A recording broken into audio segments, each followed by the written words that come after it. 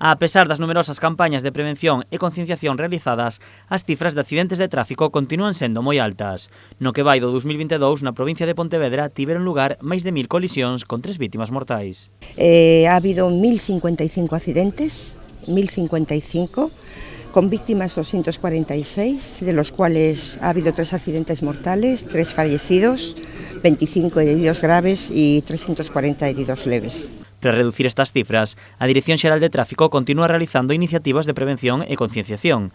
Unha delas comezou esta mañá en Barro, cunha campaña de reparto de chalecos aos colectivos máis vulnerables das estradas, peóns, ciclistas e motoristas.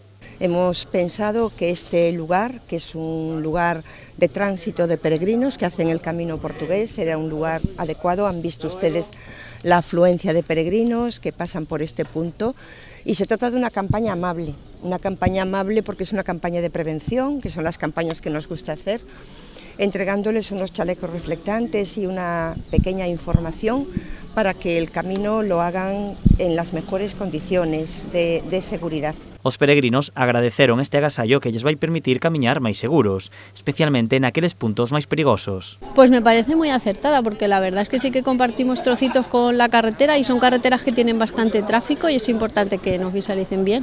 Muy bien, porque esta ruta, el camino portugués, atraviesa bastantes carreteras y viene muy bien que se haya hecho esta campaña de sensibilización, que nos den chalecos y que seamos más visibles, porque al final corremos un riesgo. Son moi poucos os accidentes que teñen lugar no Camiño de Santiago.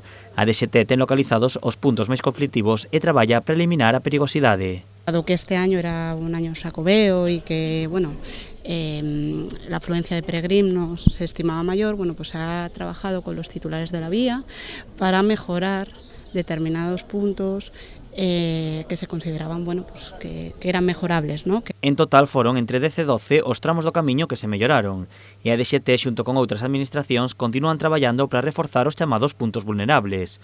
A campaña realizada en Barro foi un éxito debido á gran cantidade de peregrinos que transcorreron pola zona, permitindo que continuasen o seu camiño con máis seguridade.